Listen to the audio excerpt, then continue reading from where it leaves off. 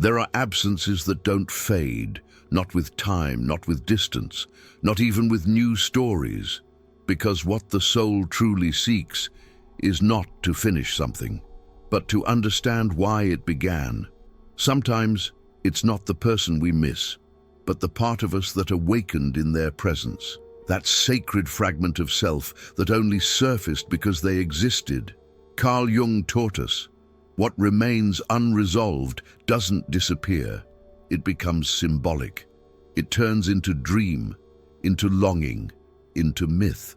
Gregg Braden reminds us that the heart is not only an organ, it's a memory field, an electromagnetic echo of every soul that touched us deeply. Some people live on, not in our past, but in the magnetic silence of our present. This video is not here to teach you how to forget. It's here to remind you your ache is not madness. It's a map. What you call unfinished business might be your soul's initiation, not with them, but with yourself. There are pains that do not scream. They echo, quietly, in the silence between breaths, in the spaces where a message should have come and never did. Some women carry a grief that has no funeral, a text that was never answered, a gaze that disappeared into a final, unexplained distance, an ending that arrived without even being announced. But maybe that ache, that longing that refuses to leave, is not a sign of emotional failure. It is a language, a sacred language the soul speaks when it hasn't finished listening. Jung understood that the unconscious does not obey the logic of the clock. It obeys the logic of symbols. It doesn't seek resolution in the facts. It seeks resonance in the meaning. If it still hurts, if their name still touches something tender inside you, it may not be resistance, it may be reverence. The soul listens for longer than the mind can bear, because some presences, even when gone, leave behind invitations, not explanations. If this pain remains, it is not to torment you. It is to complete something ancient inside you, something that didn't come to end in words, but to awaken in silence. There is a kind of grief that doesn't want to be erased, not because it clings, but because it meant something. To forget would be to deny that it ever touched the soul.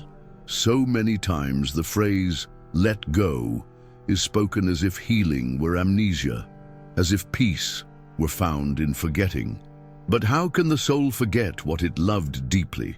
Gregg Braden reminds us, the heart does not just feel, it records.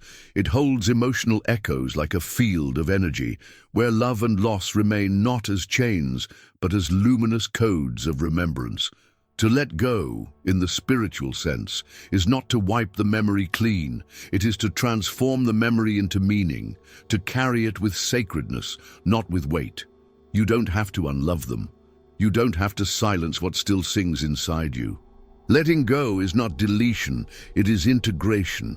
It is the soft act of remembering who you were when you loved and who you are now after the silence.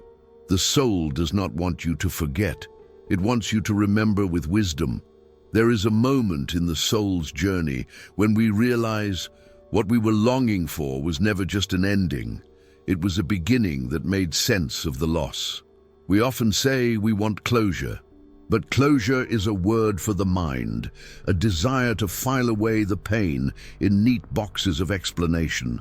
The soul, however, speaks another language.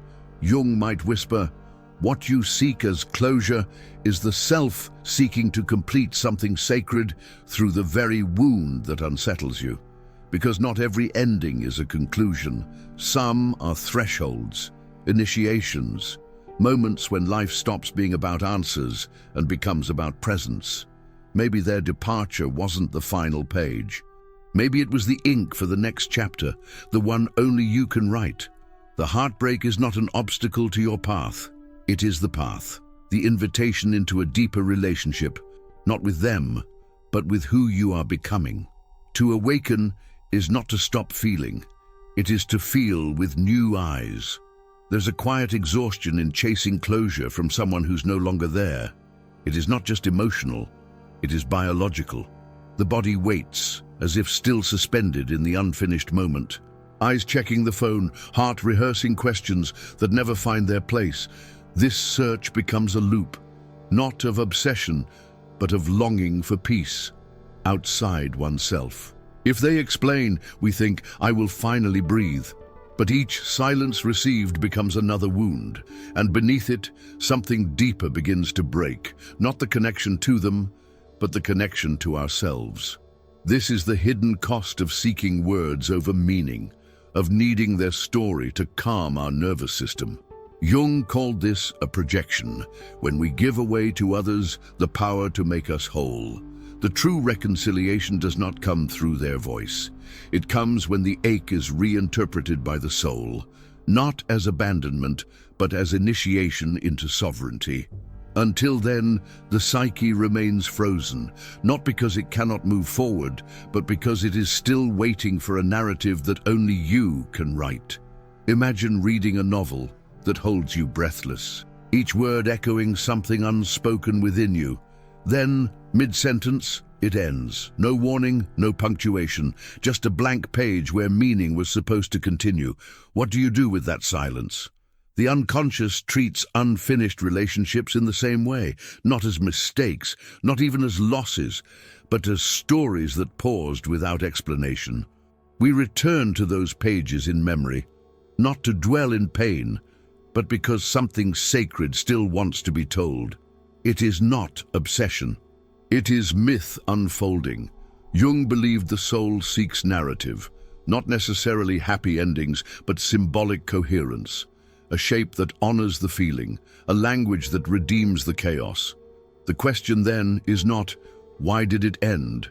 But rather, what inner ending still needs to be written? When a soul story stops mid-chapter, it invites you to become the author, not of what happened, but of what it meant. There is a tenderness hidden beneath the word closure that few dare to name. It is not just the desire for answers, it is the secret, silent longing to be wanted one more time. Sometimes we say we need a final conversation, but what we're really asking is, did I matter? Was I truly seen? Would you choose me again if you could? This is the soul's shadow, where unmet needs dress themselves as narratives of justice, where the child within us reawakens, still waiting to be held in the warmth of being chosen. Jung taught that what we cannot accept in ourselves, we often project outward, turning old wounds into new pursuits. And so we chase answers not because we don't know, but because we need someone else to name what we already feel, that we were enough, even if we weren't kept. To sit with this ache is not weakness, it is depth. It is to hold the child within, not with shame, but with sacred reverence. Sometimes the soul doesn't want to move on. It wants to be witnessed. And that witnessing may no longer come from them, but it can still come from you, from silence, from the sacred mirror of your own gaze. Did you enjoy the content and it made a difference for you? Click on Super Thanks and support our work. There are stories that don't conclude with words. They end in pauses, in dreams, in a silence that becomes sacred. She met him in the quietest season of her life.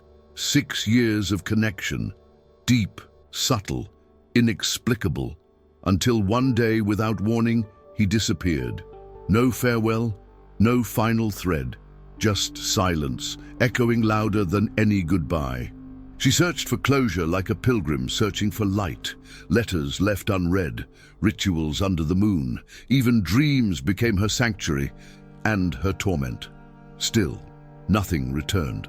Not him, not peace, until the question shifted. She stopped asking, why did he go? And began asking, what was born in me while he was here that I have never dared to nurture? It was never about him. It was about the mirror, the awakening, the version of her that had only come alive in his presence. That discovery didn't give her back the past, but it returned something deeper, sovereignty, the knowing that she could now choose herself, not as compensation, but as revelation. She didn't find closure in words. She found meaning in silence. And meaning was enough, Some emotions do not end with time. They end when they are honored, not resolved, but reimagined. There is a moment when silence becomes a threshold, and in that threshold, something ancient begins to move. Not to forget, but to transform. Imagine this scene. Two objects rest before you. One carries their memory, a symbol of what they represented. The other, your presence, who you are now after the departure. You speak, not to beg for return, but to name what was never heard, to let the ache rise without shame, to give voice to the unanswered.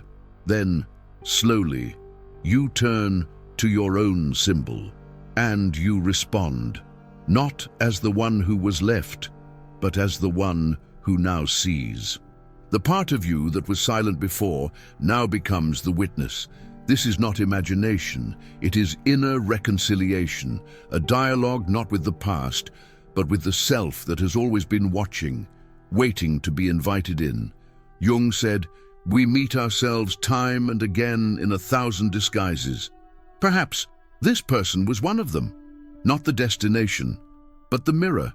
In this quiet ritual, longing does not disappear. It alchemizes into meaning, into memory, into sovereignty.